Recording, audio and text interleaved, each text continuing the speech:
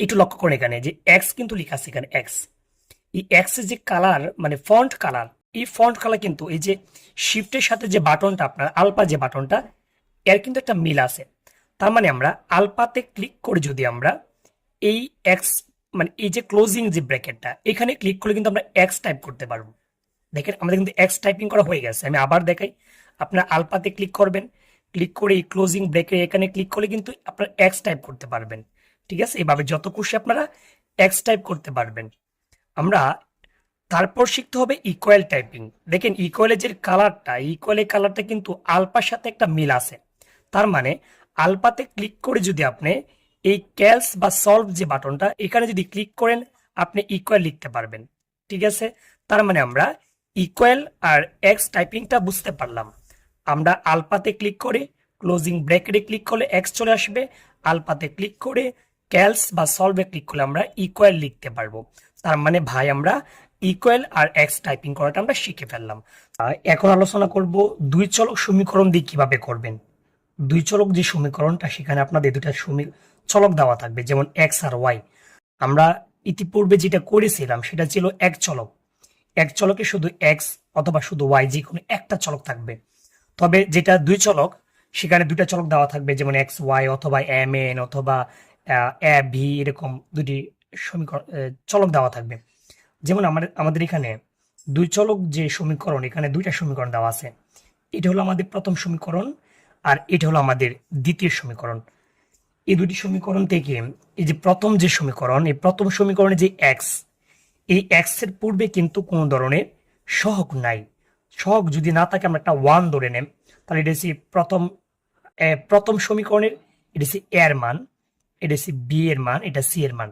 মানে হলো এটা হচ্ছে এ ওয়ান এর মান, এটা বি ওয়ান এর মান, এটা সি ওয়ান এর মান। আর যেহেতু এটা দ্বিতীয় সমীকরণ, তাহলে এটা হবে এ টু এর মান, এটা বি টু এর মান, এটা সি টু এর মান।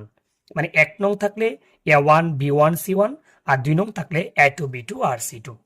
আমরা এই জন্য প্রথমে যে কাজটা করব, দুই চলক সমীকরণ সমাধান করার জন্য আমরা প্রথমে যে মোড বাটন আছে, এই মোড বাটনে আমরা দুইবার ক্লিক করব, একবার, দুইবার, তিনবার ক্লিক করবো। আই এম সরি, তিনবার ক্লিক করব। তিনবার ক্লিক করার পরে যে ইকুয়েশন লেখা থাকবে ওয়ান, আমাদের এই ওয়ান বাটনে ক্লিক করতে হবে। ওয়ান বাটনে ক্লিক করলে আমাদের চলে আসবে আননাউন্স। আননাউন্স চলে আসলে টু লেখা আছে, আমরা টু বাটনে ক্লিক করলে আমরা দুই চলক সমীকরণ সমাধান করতে পারবো। দেখেন আমাদের প্রথমে কিন্তু এ ওয়ান চলে আসছে। আমি কিন্তু আগে বলছিলাম এ ওয়ান বলতে বুঝি আমরা ওয়ান, ওয়ান মানে হলো এক নং সমীকরণ, আর এ মানে হলো এক নং সমীকরণের প্রথম সহগের চলকের সহগ। তাহলে প্রথম যে চলকটা আছে এই চলকের সামনে কিন্তু কোনো ধরনের সহগ নাই, তা আমরা ধরে নিতে পারি এখানে ওয়ান। তার মানে এ ওয়ানের এ ওয়ানের মান হলো ওয়ান। সমানে ক্লিক করে চলে আসবে বি ওয়ান। বি ওয়ান মানে এক নং সমীকরণের দ্বিতীয় যে চলক আছে চলকের সহগ।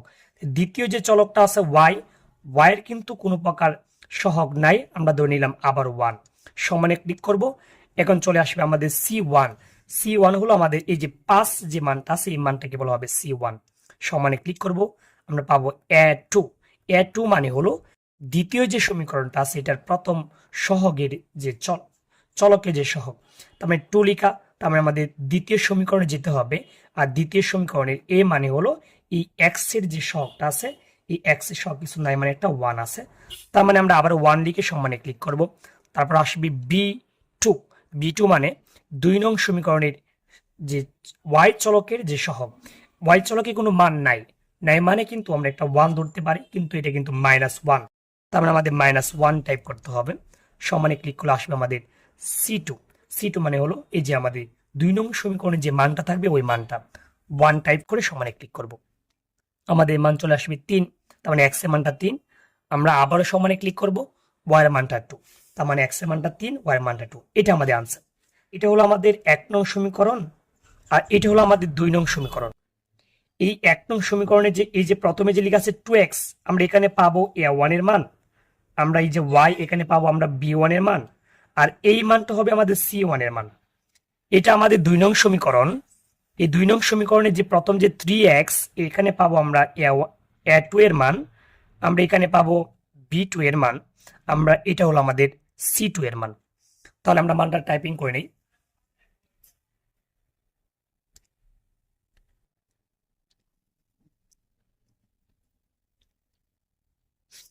আমরা প্রথমেই মোড়ে 3 বার ক্লিক করলাম, 1 2 3। ইকুয়েশন আসবে 1 বাটনে ক্লিক করে সময়, তারপরে আসবে আননাউন্স থেকে আমরা 2 ক্লিক করব, আসবে A1 কত, প্রথম এই যে A1 কিন্তু 1 নাম্বার যে সমীকরণ, এই 1 নাম্বার সমীকরণের এক্স এর যে সহগ 2 আছে 2 লিখব, সমানে ক্লিক করলাম।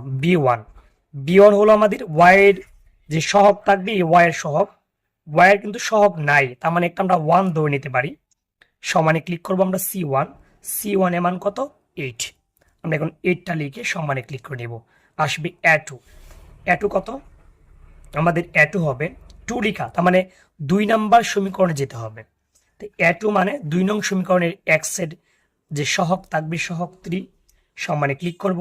B2 মানে হলো 2 নং সমীকরণের ওয়াই এর যে সহগ -2, আমরা -2 লিখব, -2 সমানে ক্লিক করব। আসবে C2 মানে হলো এই যে লাস্ট যে মানটা আছে আমাদের, এই 2 নং সমীকরণে যে মানটা থাকবে ওই মানটা হচ্ছে আমার জন্য C2। তো 5 লিখে সমানে ক্লিক করলে আসবে প্রথম 3, তার মানে এক্স এর মানটা 3, আবার সমানে ক্লিক করব, আমাদের ওয়াই এর মানটা 2, তার মানে এটা 3 টু আনসার, এই 3 টু আছে আমাদের, এটা আমাদের জন্য আনসার।